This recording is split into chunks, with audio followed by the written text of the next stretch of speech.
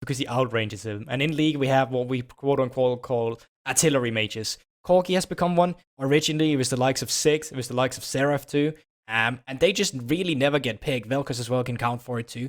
Because they're champions that outranges their opponent, but they have a really hard time getting to the point in the game where they're no longer, where they actually get to be viable due to the fact that they're so immobile. Champions like Seraph don't have a dash away. So he's a lesser version of what we usually see from the likes of an Asir or from a Corki instead. So very interesting pickup here, at least coming through. Yeah, no, definitely agree with you. It kind of presents a similar problem to the Corki in the sense of what I would like from GameWard is at least to present some answers in terms of shutting down the early laning phase. I think would be a good idea. Would you agree with me that in a similar way to the Corki, like we've seen recently with stuff like the Ornn coming through, junglers that can punish it, do you need to pay attention to that lane? I mean, for sure that it's still something where you want to be able to go in and make sure the laning phase is as difficult for them to pilot as possible because they are immobile. And while they're good at gaining priority, well, if you want to gain priority mid lane, you have to walk up further. And for that to work, good vision control, good jungle tracking is needed. If you don't have that, you will get punished, and people will play around that. They will try and shut it down in the mid lane. And even then, they pretty much have Exodia draft right now, I feel like, on GameWard in terms of the champions that they're picking up because you're playing so much around with the range too. You got the Ezreal together with the Yumi. If you had a Corki instead of a Seer, that would have just been the GG go next we kind of talk about. But a Seer can function in the same way because he also has that playmaking potential from the range side, but also in terms of engaging. Now, this stays true if Seraph it does not get ahead. Of course, this Seraph can go into the support position still, can go into the Yumi if that's what they're looking for. But either way, Seraph is kind of what breaks these longer range champions because his range is even longer than theirs.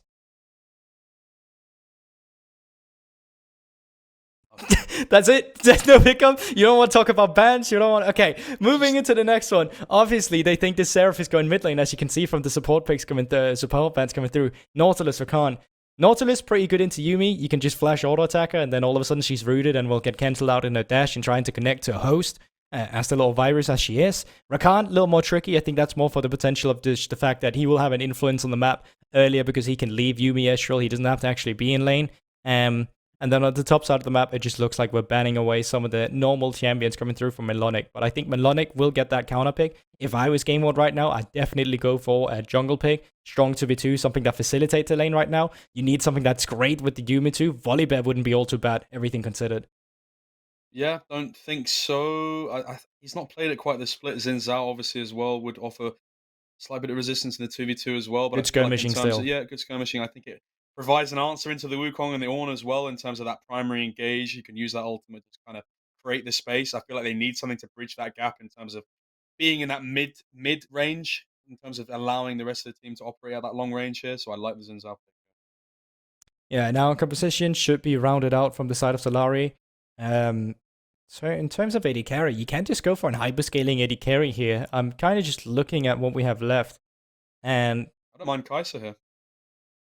Kai'Sa's good. I think she gets free scaling into the Ezreal as well. She's short range, which of course means that it's difficult for her to pilot into the likes Obviously also of having an amazing Asir. performance on Kai'Sa as well. That's very true. Did get a quarter kill in the first day off Super Week 2. But this looks like to be the composition coming through from Solary instead. Tank on the top side, facilitators as well in the jungle, and then a backline to play for where you want to play with the poking. And then, of course, standard Sejuani into Ornn. We've seen it so many times already. Never really have it flourished for much. We still see the Ignite coming through from Sejuani. We still haven't seen that solo kill come through. When we saw the matchup yesterday with Sugenda as well, against BDSA versus Adam, it was still Sugenda that kind of came out ahead. Or that was not. No, I'm thinking of different matchups. Sugenda was playing against Capushot, of course. It was still Sugenda, of course, that came out ahead in that matchup. I'm pretty sure from what I remember, it actually Sejuani actually has like a pretty decent win ratio in top lane, especially in this league as well. I know that so from what I remember, Catskos has won on it, Cabochard has won on it, and Won Kyo's won on it yesterday. as well. I don't, But that's the but thing. I'm I, sure I it just must don't have a loss or necessarily think two. it But came down to it, right? That's what I mean. I don't yeah, think it's a champion where it came down to. I think Ornn is for sure the better of the two. And what my question was more in terms of the Ignite, because we see Sejuani take Ignite so many times, mm, but I haven't really seen it actually be worth it yet, because yeah. I haven't seen it actually get that solo kill. It's the idea behind it, but I haven't seen it. I think one of the interesting things for me this game is we saw it in the Carmine Corp, I believe yesterday or the day before, where it's Ornn and Sejuani. It's not necessarily that much happens in the lane. It's more about that level 6 point. How do they impact the lane? How do they impact the lane? We saw Saken kind of caught sleeping against that Ornn. It made the Carmine Corp's tempo was kind of put in Vitality B's favor a little bit. And also with this Xerath, he talked about how important is the impact of the laning phase. Once you want to get 6, it's a bit more hard to get that impact going, but there's no flash available there. We need to look at that. But in any case, we're going to have to see how that happens in the game. See very shortly.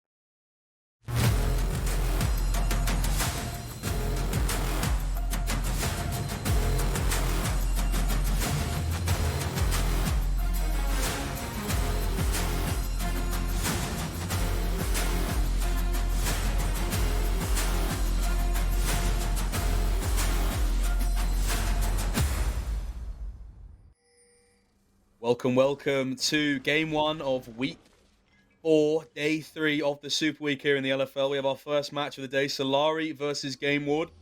Solary coming off the back of a 2-0 Super Week so far, but they are up against our second place tied team in GameWard.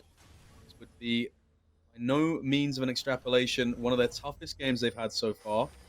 Board, talk to me about the composition they've drafted. What does it want to do? What does GameWard's composition want to do as well? Well, let's have a look at what it's in conjunction to as well. Obviously, from the side of Solary, you want to scale onto the mid game, where you're playing around with the range you get from a Seraph, and the setup you have as well. From Steelback, speaking of Steelback, let's see if he connects with anything here. Nope, nothing really comes through. Some early intel is gained. They fake a ward here. They're actually not putting it down. This is really intelligent. This will send one back who's going to go for a sweeper over the red buff bush, and then they're going to sweep on the red side. Unfortunately, they did just spot that they warded now in front of the entrance, and they should be able to find at least one of them. Well, potentially the one that is the actual ward instead. But to go back to the compositions, from the side of Solary, it's super important they get to be first on the objective. If you can be around the objective and force the opponent to come into you, that's your ideal scenario because you force them to come into the range of Scarlet on the Seraph, the roots from the side of Asa, and when they become low enough, well then it's just about starting the team fight and letting the execute come through from Steelback. And Steelback's role in this game is going to be a lot about the roaming. He's playing into an Ezreal and a Yuumi. The 2v2 is not going to be influenced too much. You're also playing together with Jhin, not too much kill pressure. So a lot of Steelback's role is actually just going to be trying and solidify for potentially Scarlet as well, or going up together with Joker to find a favorable 2v2 skirmish. Yeah, in parallel, and Camillus as well on this Yuumi, is we see the Ezreal pick time and time again. It gets utilized to almost be put on an island so it can farm safely. Is it going to be the case with the Yuumi? It's not necessarily treated traditionally as a roaming champion, but we see it pairing off with junglers to try and do things on the other side of the map. Well, I definitely feel like just Yuumi and Sinsao is also a great strong composition. When the Crescent Strike comes through, you have the Yuumi Lost Chapter going off. It's just, there's no killing you. Together with the heals, it's a really strong skirmishing duo as well. And of course, there is a scaling aspect for GameWard as well. And they do have Pass here, they have the Ezreal as well. They love playing around with some of the poke. I feel like both teams really want to do the same here. There's just more to do in the early game with the likes of Steelback in contra to, of course, Camillus on the Yuumi instead. Great there from Inax though, gets a few dodges out from Steelback's abilities. This mid lane matchup as well, I feel like we don't really see the Xerath too often. You spoke about artillery mages being a thing that was very much the case back in the day, but now it's kind of coming more into fruition with the Azir coming out. Obviously, Corki fans were expecting to see more of those. Waiting in the wings here, slightly early, having skipped the camp. They're going to be going on to Inax. Inax is stuck between a rock and a hard place. He's dodged out from the hook though. And that looks very dangerous for a second, but Inax, a lot of patience there to be able to avoid that. Yeah, I can't believe Inax wasn't actually forced to use his flash there, but he gets out of it just with fancy movement. Intel comes through, Joko is going to be on the bot side, he's going to be on the Crocs. That means Akabane can now walk into the river, take care of the Scuttle. If he wants to, can move up towards the top side as well, because he does have that mid lane priority. Looks like he's going to be shadowing his bot lane instead. They are looking to crash this wave and potentially get a back off. Waiting in the wings, making sure they get crashed in safely. Using a bit of the time that he's bought, he's got a few seconds in his pocket due to the fact that those two skip camps were not acquired by Wukong. Means that he's got a little bit of time to go back to the base, a little bit ahead in tempo. Still waiting here, we're going to channel his base here. Wave is going to be getting crashed. I think now, after this wave gets crashed, we should have a little bit of time to talk a bit more about that mid-map. You say that, but they just won't stop down in this bot lane. The poking keeps coming through. They didn't get to crash it quite. They're going to be locked into lane for a little bit longer. Not exactly the most desirable outcome. Probably just going to be basing on this counter wave. They've got to play the bit of a psych out game here in terms of judging whether the enemy bot lane is going to be backing here. But I like this from Jocko. You realise that reset camps aren't quite up here. Going to be coming around the side here. Check out that gets W'd up. Going to have to flash away, but the flash is somewhat early. going to mean that he chunked out a lane, and Scarlet now in a position where choose what to do with this lane. Has the teleport obviously as well. Going to want to thin it and then probably base and teleport back. Decent from Joker there. He tried to hold on to the W, so with his stash afterwards that you get now with the W, of course, he could interrupt the EQ that came through from the likes of the Azir. Not able to catch it, but they still get the flash. They expand the teleport as well. It is going to be answered by Scarlet, but this is an Azir with no flash. This can be a point of attack, specifically when Steelback gets out on the map. Yeah, and especially think back to what we said in the pregame as well. When that level 6 mark is met by Melonic and Kyo respectively, as Inax going for another little trade here. That Ornn ultimate, when you hit 6, can be heavily impactful in the mid lane when Checkmate doesn't have flash. If he uses the E incorrectly, or missed positions, he can get caught absolutely slacking. When some CC is set up, if Joko can come and capitalize on that as well, this could be a real point of contention for GameWard. You're absolutely right. And let's have a look at the minimap currently, Donjek, because you can actually see the map is being split here a little bit in terms of where the priority lies. On the top side of the map, heavy Solary vision. The Scuttle has been taken, Tri-Bush is warded, entrance towards the ramp of Raptors warded as well.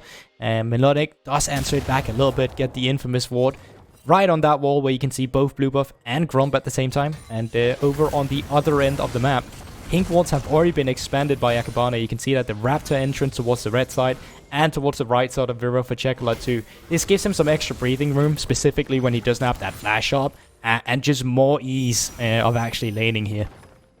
Yeah, ease of access, I think, very important for both of these teams to be able to go for what they do so apparently desire, Rift Herald and Dragon respectively, as you're saying, Goldborg.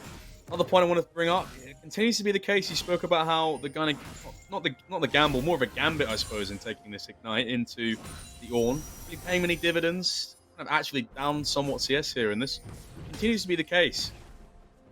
Yeah, of course, when the wave gets picked up, he will be up in CS here, and yep, there we have it. And yeah, I don't know, it's interesting. I wonder if it's just a mental thing, you know, the fact that, oh, I've done it in solo queue and scrims, I got the solo kill through. Don't really know when it's supposed to come through. Still haven't seen a single Sejuani in competitive make that solo kill. If it has happened in Korea, my apologies. But that region is too slow for me at the moment. Cannot watch it. Refuse. I'm an old LPL caster. It's in my blood. A little bit of a friendly prod over there to some of our friends on the LCK broadcast.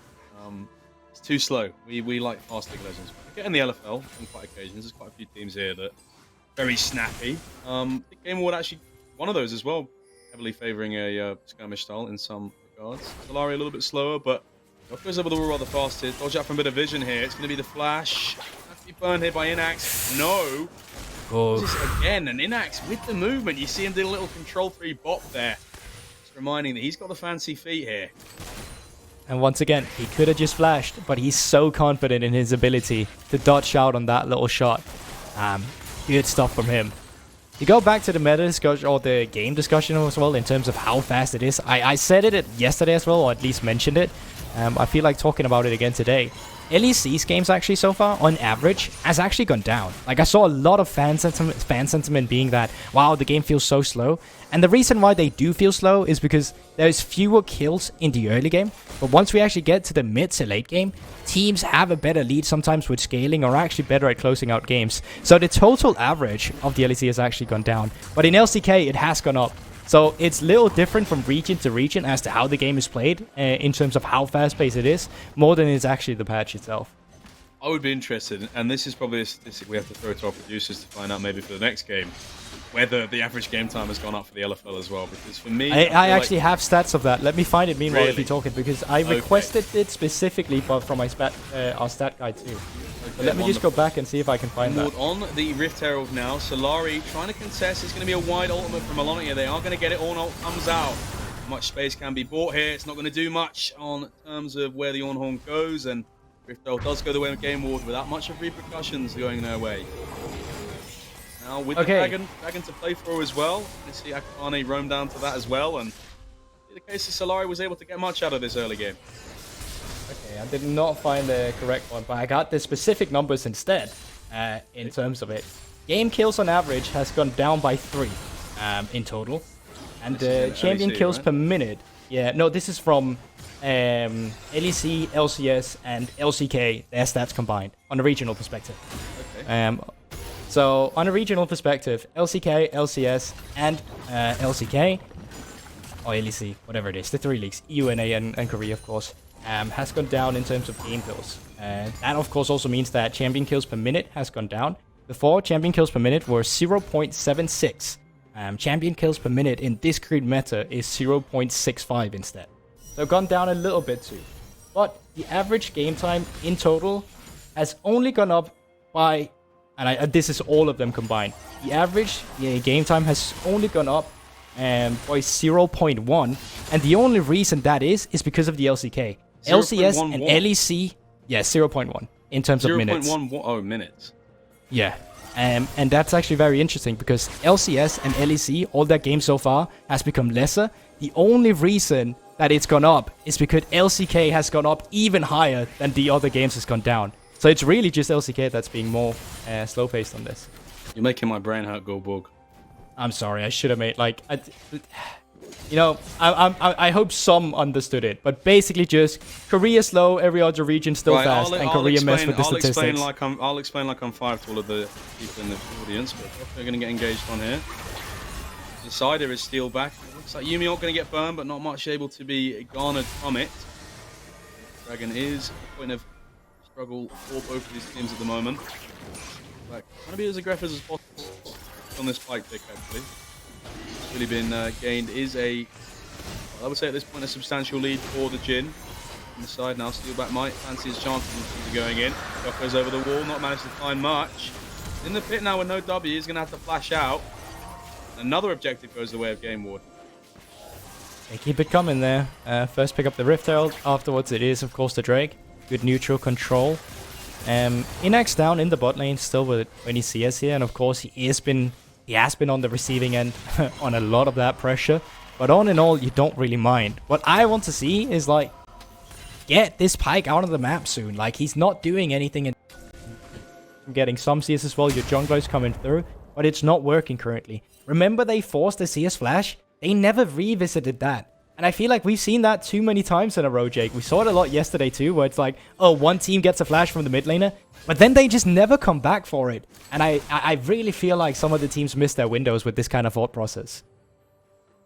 You know, it's junglers in the LFL, they're rolling stones. And where they burn flash, they lay their home. They don't lay their home. Yeah, I was going to say, that's really not how it works, is it? No, well, you know, the absentee jungler, it's a rampant social pandemic in the LFL, unfortunately. Junglers, be responsible, you know? Don't neglect your lanes. Watch your lanes. Well, I'm not even... I think it's a team thing as well. I'm not saying it's a jungler thought. I generally feel like it's just a team thing. You should be able to plan as a team in terms of like coming in and, you know, setting up a punish again on them.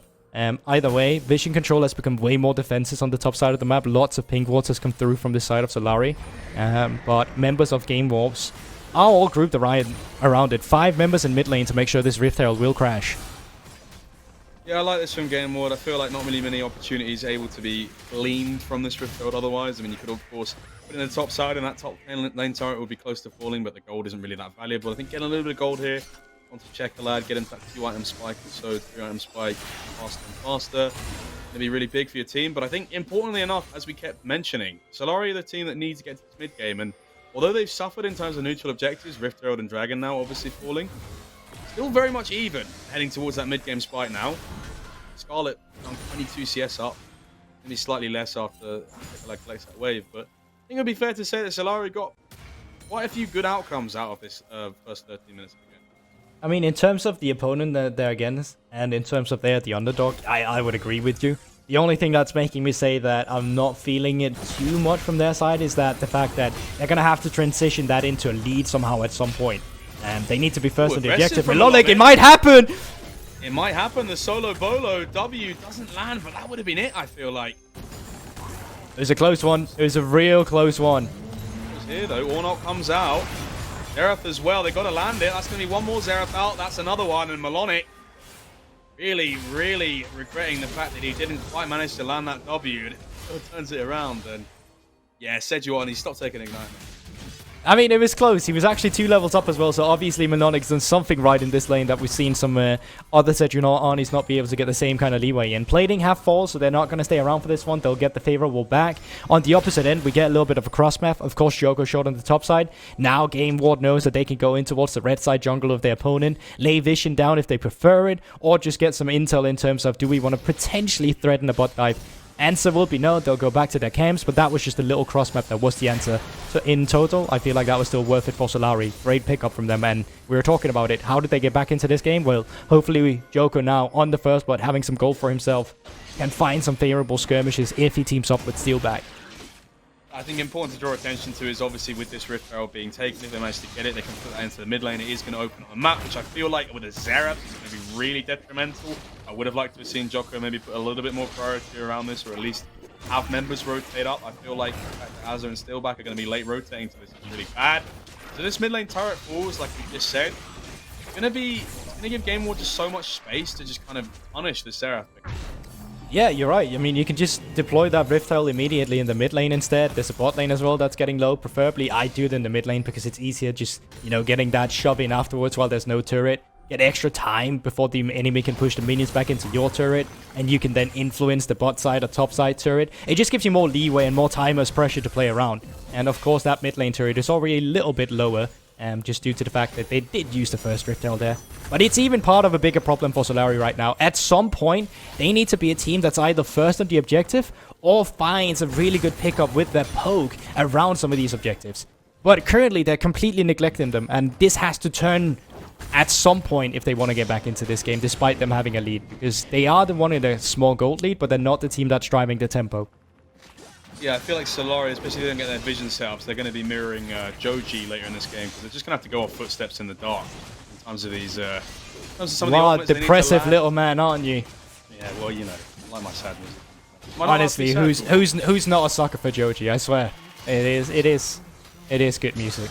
New music came out recently as well. Great stuff. I know. Speaking of things that are music to my ears, and Yes, music sir. to any GameWards fans, second dragon of the game being picked up there, Cloud Dragon, Ocean Soul now available.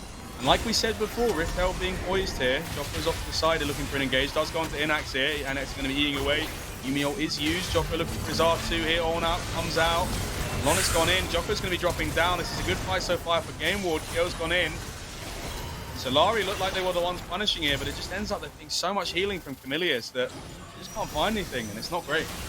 It is definitely not. And then you take a look at the minimap. It's a 5 versus 4 situation, as we see in the picture as well. Asir was just busy on the top side. So they got a mid lane turret, they got the top side turret, they get the teleport from... Oh, actually, Kyo was just walking down there from the bottom side. Either way, they get the extra pressure, they get the kill. It's just 3 things going in the favor of GameWard here, where Solary gets nothing themselves. And we talked about it just 1 minute ago. Solary was in a 500 gold lead. All of a sudden, that's turned. Look at the gold lead now. Yeah, absolutely. They just balloon it. And a lot of it comes down to Goldborn. Like we keep saying, it's just Solary, and it's a symptom that's endemic and symptomatic of a lot of other teams lower down in the table, that they just don't, they're not proactive with their leads enough. It's still not going to fancy his chances against the Azir turret.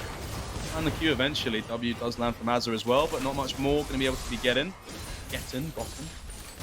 Upper here as well. I do suspect that Shekelad's going to find his way out here. In the bot side. Chasing. Top bottom turret was picked up as well, so all outer turrets have now fallen inside a game. They've actually fancied their chances here. Zero ultimate is used. Steelback's going to have to land the Q. If it's going to do much, Flash as well. He's burned in response to Shekelad. Going to be a lot more immobile now, but a lot of time and resources expended to try and get rid of him there. Unfortunate for Steelback. He's really not been able to connect on these hooks today, you know? Yeah, no, certainly not. Not able to find his target on many different occasions here. Rather unfortunate for him. But I feel like we're saying... Yeah, go on. Like we're saying previously, I feel like it's really symptomatic of a lot of other teams we see where they just don't push these advantages. Like we said earlier in the game, the Azir Flash being burned, that was never really revisited. It almost feels like they're very placid and almost domicile in their own kind of aggression. And that can really be a problem, I think. The next Arcane shifting forward here. Replays from earlier is, of course, the fight we had. Starts out being engaged over from the side of Joko, and you can see they're quite effective at playing around with the range. Steelback, unfortunately, does not get the execute. Akabane just flashes out of there, and, you know, Rift Owl, while this has happened, has actually gotten a second charge off as well. So, Solary, they took a fight, that went worse. And then Riftel gets the second charge, that's even worse as well. Yeah, I think the gold lead obviously not entirely insurmountable at this point, but I think what is really a massive disadvantage for Solary is these 3 outer turrets being taken down, giving GameWard so much space to operate with. You don't really have many champions. I mean, it's an absolute struggle for Scarlet in terms of working out where he needs to be. If GameWard play these slow map states whereby the waves aren't getting crashed in, he has to walk so far up to kind of catch waves or just kind of be at the mercy of GameWard's push. And it's not really the way that you would have wanted to play this game if you were the Xerath. You just kind of want to scale up as long as possible and have that stronghold available to you. And not being able to walk anywhere on the map is really going to be quite restrictive in terms of what Solary's composition wants to do. Yeah, and you're right, because it's so powerful when a composition like Solaris gets to be the first on the objective, when they're the one setting up for it, because the enemy is forced to walk into you. Now, when you're walking into this, you're walking into Yuumi, Sejuani. Oh, Akabane might have gotten caught here. Zinzao does come out, and Yuumi as well. One ult comes out, but there's just not enough damage to try and take him out here. Malona goes in. He's found a stun here. Scarlet over the wall has to flash. Jino is used to dissuade and slow. But here comes Malona. He's still going. He's found another stun onto Jocko. They might have chased a bit too far here. They need to try and find a kill here onto Malona. He's so tanky. Steelback has the ult. Doesn't get the reset again. He misses. This fight here. Chekalad's in, trying to get Kyo off the side as well. Spawning as well. Shekalad gets hooked in here, but he's still going rather aggressively here. He realizes with the Leandries, he can do as much damage as possible. He doesn't get stunned up here. It's a great Azir ultimate here, but Steelback finds a return kill. Inac's going to get taken out by the turret. And Sloppy from GameWard, they go too aggressively. Yoka from the back. 2 kills. He's not going to go for it. Much more than that. It ends up being a rather even fight for Solary, actually. Not too sure about that overstay extension coming through from the side of GameWard, but if things are going well for them, they should be able to just still start up that Drake for themselves in the small 20-15 seconds we are waiting for. Joko still low. Might even be forced to smite away here. Yeah, no smite for the Draken now either. He's dead with W here. Joko just gets taken out here. Akabane, we spoke about earlier, Coolborg, the point at which Camillus just decides to lay his hat and go on to Akabane on this Xin Zhao. It's such a powerful skirmishing duo. And we're really starting to see it now. And a lot of these extended fights just absolutely unkillable. Take a look at it once again. This initial burst, so much is burned. All the way over here, and you're right, so much is just burned on Akabane, you know, that got the Yuumi, got the Crescent Strike as well, to dodge away from all the damage coming through. Then Melonic as well. I'm finally getting sold in the Sejuani here a little bit. In these extended trades, where he's just basically not taking any damage, and he's able to layer up the CC for his team, it's looking great. Once again, Akabane just dashes forwards, finds the wind become lightning. And then in this little overextension from Chekalat, this is where things goes wrong. There's no reason to be this far up. I think this is for sure an overextension. You just back out here. You can play the waves. You have a mid lane coming in as well. You can just go for the mid lane turret. Unfortunate, really, Steelback doesn't get the execute, because that could have been in the execute to NX afterwards as well. And that could have been in total 600 extra gold you would have been able to pick up. So that was quite a window that was missed a little bit on the pike there for Steelback. Yeah, absolutely. Completely agree with you there. Xerath now at that 2-item spike as well, and as we start to get into this later stages of the game, it's a little bit scary that GameWard picked up 3 dragons here, but here comes a fight here. Jocko going to get counter-engaged onto it. One more auto attack will do it. But it's a lot of damage, actually. Akabane, despite the Yuumi heals, wonder now, when we see the score again, imagine some anti-heals can pick up there, because actually, no, there's no anti-heal whatsoever. He just got purely bursted out here. And one of the things I wanted to point out with that second item now on the Xerath here, so much more damage to a team that has kind of a lack of MR on your primary targets, like the Xin Zhao, like the Ezreal. You start to do a lot more damage now with this extra resistance shred. You most definitely do, but you're certainly also on a timer. Like, there is a lot of windows where GameWard will just be able to take control of your blue side jungle, and then you'll start setting off for the Baron instead. Pinks are even coming out from it now from Solary. They are in a position where they know that this is a weak side or weak point for them on the map at the moment, where the vision is just very limited and it's difficult for them to walk in here. Look at Ornn's second item. He's got a Mikhail's. That is... What do you think? That is really interesting. I've never seen that before. No, and in conjunction, it's for sure coming into the Sejuani. You just want to be able to set as a... like Mikhail's on one of your carries immediately if he does get caught. Never seen it before either. base stats for Mikhail's are kind of fine. It was nerfed a little bit on the healing with the durability patch, but in terms of building MR, it's actually through not a null magic mantle, but a Negatron cloak coming through, so it still gives you a decent bit of MR. For what it's worth, it's a very cheap item. It allows you to, obviously cleanse the CC if the Seraph or Jin would be typed up with it. Interesting. I can see the idea behind it.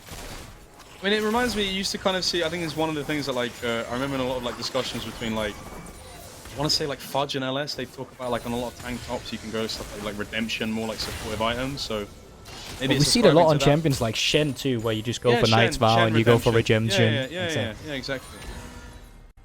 It's really interesting.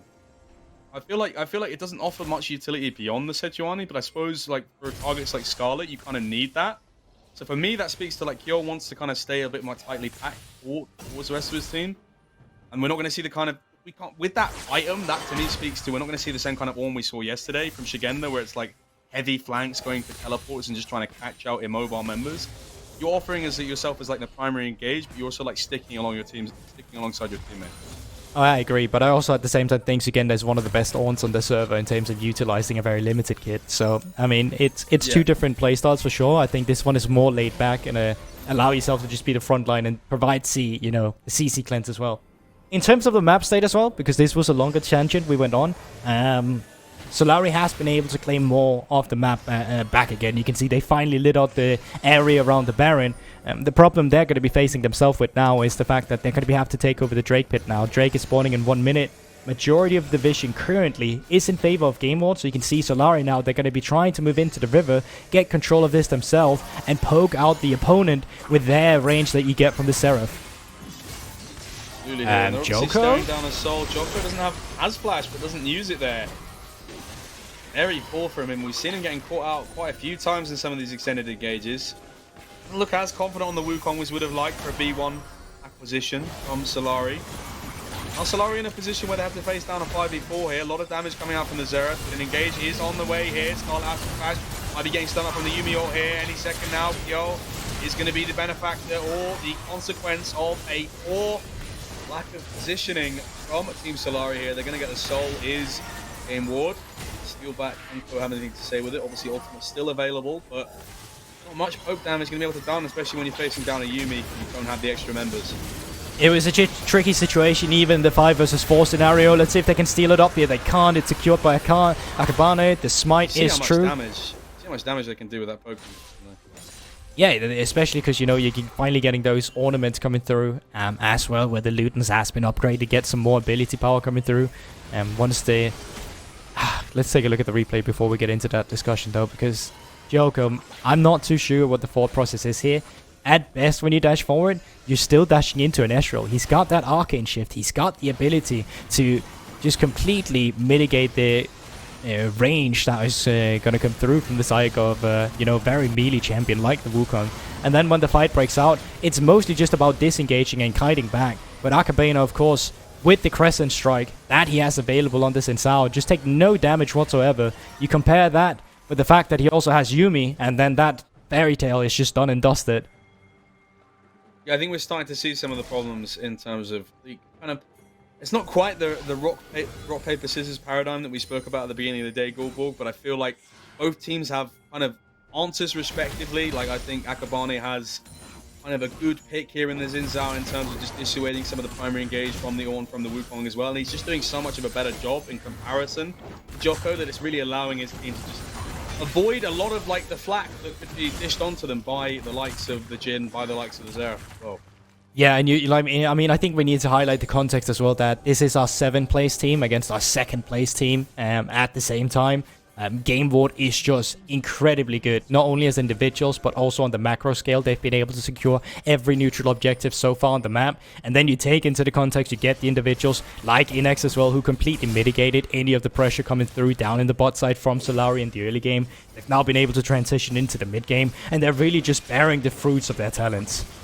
Yeah, absolutely here. Milanock in Bay is going to be teleporting as well. We see an Ornn teleport as well. Here comes the poke that we spoke about. Inax takes 2 shots to the face, but it's going to be cancelled. Jhin over the wall. Here is Milanock. Trying to find an E here. Ornn out comes out in response here. Steal back. Getting caught off to the side here. Inax does a lot of damage to him, but on the front line here, still a lot of being damage. available side of Solary, but they're getting forced out. Here comes Oh! It's a big Shurima shuffle onto the Flash the Scarlet. They're going to get Kyo as well. Checo Lad, what a play there. Him. Line 2, and it's going to mean a Baron as well for GameWard. And they are just too good at GameWard right now. They have the lead, they have the gold lead, they have the soul, they have the setup. It's just so clear-cut, easy for them in this context. And something that's not about this whatsoever. That Mikhail's Crucible. Haven't seen the value yet. Most of the time, I've seen him use it 2 times on itself. But let's have a look at the replay once again. It's initially a TP flank coming in from the side of Melonic.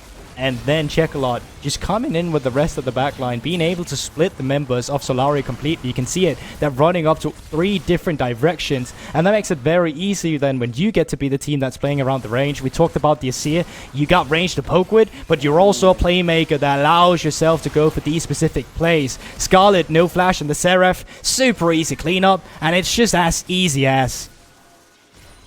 Easy as pie, easy as 1, 2, 3. Check a lad. Talk about him being an individual performer. We've kind of highlighted that all this week. Continuously pumping out performances game after game, being the person that, alongside Inax, putting on very impressive performances. It's a bit of a highlight play there. Most definite. Especially in an early game that's been rather stale at this point. But now with the Baron buff, with the Ocean Soul, in that back as well, they are playing on 2 lanes. Usually in the past, probably 3 or 4 seasons ago, we would see a 1-3-1 scenario, but now that the game has become so much more about team fighting instead, playing on those 2 lanes is just way safer. Getting 1 inhibitor really just allows yourself to move down to the mid and bot afterwards, so these 2 lanes being played on is just by the books by GameWard, and I am expecting them to find the fights in just a moment. They have to poke with the Asir, they have to poke with Ezreal, and Solary, they're running thin on the timer here. Yeah, running thin on a very short amount of time. Expiry date almost going down. Scarlet to get chunked out heavily here, and I expect this to mean that the inhibitor turret does go down. Melonic is also pressing on that mid lane turret as well, has the demolish as well. That'll be the next one to fall around about now. Solary just having to answer to so much. It's very apt that we pan out the camera, because this has been a game that's been fought on multiple angles here. Azza almost gets taken out here, can have to use the Gale Force away. They get 2 inhibitors. They've got the waves still to play with if they want to. They're going to let Solary live to die another day at this point. There we have it. Get the bot lane or get the top lane inhibitor, get the mid lane inhibitor, go for the reset. You know you're going to have supers coming through from the top, from the mid. All you really need to do is just have one guy leading them in the mid lane and then join them down towards the bottom lane, take care of the last one, and then the final sieging really begins. Solary, I mean, 10k down, close to at least. It is not looking good. It is desperation over at the Solary camp now, and they need a miracle to get back into this game. The problem is they just don't have the right tools to facilitate what they want to do. It's a slow and extended poke composition, and they're not allowed to play that way against GameWard at the moment. Yeah, completely agree with you, Goldborg. I think with 20 seconds coming up with this Elder, going to be hard pressed to find an answer here. Steelback's trying to find a hook here, but not finding any utility, not finding any usefulness. Azza has to use both summoners here, but he gets taken out almost immediately. Suffers for the sins of Steelback there in that push, has to use both summons, can't get away. Scarlet now as well, no flash, and this should be the end of the game here. Can't say it wasn't exactly expected for a long time now. GameWard have just stormed their way through this game. Solary going to be having another game of questioning, why didn't we push these advantages we got in the early game? Why didn't we punish this Azir no flash? Why didn't we try and push a little bit harder, answer and knock on the door of GameWard? But GameWard going to round out their Super Week at 7-2, but now secure 2nd place. And it's looking good for GameWard. While they did have their differences against LDLC, against any other team in the league, and specifically those teams lower than them, they are still a cut above the rest. And we see that in games like this. Because even those small windows you're talking about that Solary could hit, we're talking